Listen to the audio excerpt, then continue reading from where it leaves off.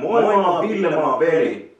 Ja tänään tehdään 325H hyperhaaste siitä, kumpi ehtii työntää enemmän rusinoita nenään. Joo, ja palkinto on se, että voittajan ei tarvi muuttaa Ruotsiin kerjäläiseksi. Ja eiköhän aloiteta.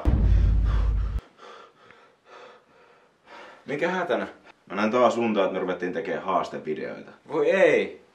No, mutta onneksi oli vaan unta ja nyt on kaikki taas hyvin. Jep. Hetkinen. Mitä? Eihän meitä oikeesti on kahta. Miten niin? No, ei voi olla. Mitä sä höpiset? Aina mä oon täällä. Aina me tehdään videot yhdessä. Mutta mä näytän sulle.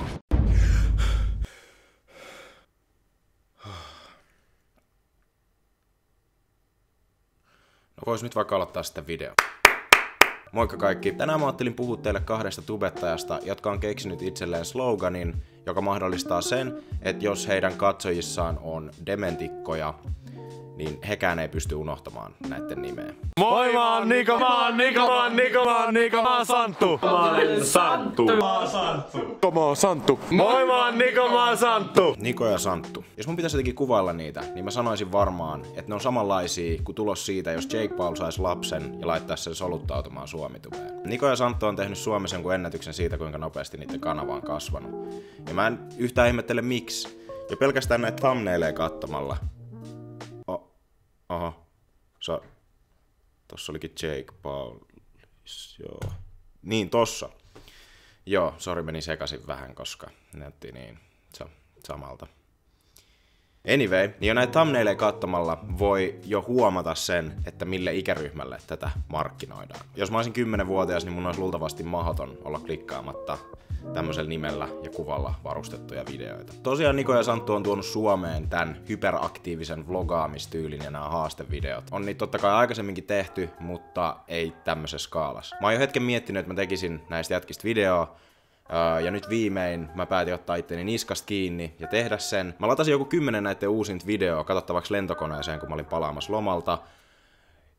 Ja se oli virhe. Mä katsoin koneessa yölennolla, jotka on muutenkin jo ihan perseestä, pari tuntia videoita, joita jo yhden kattomisen jälkeen pitäisi hakeutua luultavasti lääkäriin epilepsiatutkimuksiin. Meinasin siinä englannin kohdalla jo käyttää hätäuloskäyntiä. No ei, mä vaan heitän läppää. Ei näissä videoissa oikeasti loppupeleissä ole mitään vikaa. Mut ne on vaan niin täynnä kaikkea. Leikkauksia, huutoa, liikettä. Paljon tapahtumia. Nämä on ihan täydellisiä semmoiseen aivojen stimulointiin. Varsinkin nuorella, kun aivot ei ole vielä kehittynyt kokonaan ja yhteen asian keskittyminen kauan on tosi vaikeeta. Nämä toimii. Koska näissä ei keskitytä mihinkään kauaa kautta ollenkaan. Ne on täynnä ärsykkeitä aivoille. Sen takia esim. Mun videot saattaa olla jollekin tylsiä, koska mä vaan istun paikallaan ja kerron asian. Silloin sen asian, mistä puhutaan, pitää olla mielenkiintoinen, että sitä jaksaa katsoa. Enkä mä yritä tosiaan siis sanoa mitenkään, että mun videot olisi vaikeampi tehdä tai parempia kuin Niko ja Santun. Ne näkee oikeesti ihan sikana vaivaa niiden videoiden eteen. Ne saa kuvata jokaista videoa varten luultavasti monta tuntia matskuu ja sit jonkun pitäisi jaksaa siitä editoida 10 tai 15 minuutin video. Mutta kun mä katsoin näitä videoita joku 10 putkeen, niin mulle ei jäänyt oikeesti mitään käteen. Mä en muista yhtään hauskaa erillistä kohtaa tai juttua, mitä niissä tapahtui. Se oli kaikki vaan semmoista yhtä isoa massaa, tapahtuman massaa. Mutta sitä tää videotyyli on. Se on ihan sama, mitä tapahtuu, kunhan sitä tapahtuu paljon ja nopeasti. Moi, mä oon Niko, mä oon Santtu. Tervetuloa uuden videon pariin. Me ollaan sanottu kaikkeen kyllä ja me ollaan sanottu kaikkeen ei, mutta mitä meillä on vielä tehty, Nikedits?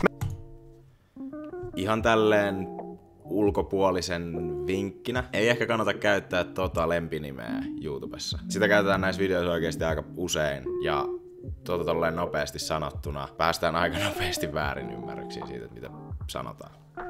Ei olla vielä valeheltu kaikkeen 24 tunnin ajan, koska parhaat ideat tulee teiltä katsojilta. Joku ehdotti viime videon kommenteissa, että olkaa 24H, valehellaan kaikkeen. Niin nyt me valehellaan kaikkeen. Toivottavasti ei tehdä rikoksia.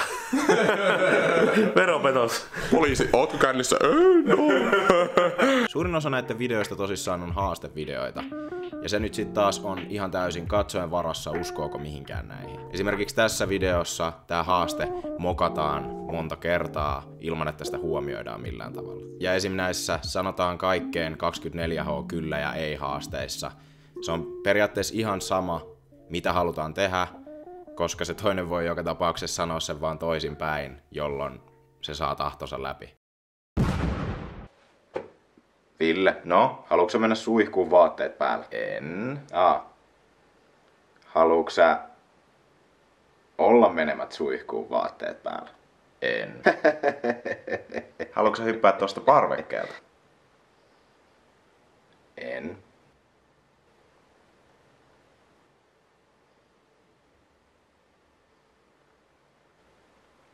Sä taidat kysyä nyt saman toisinpäin. Joo, aika pitkälti.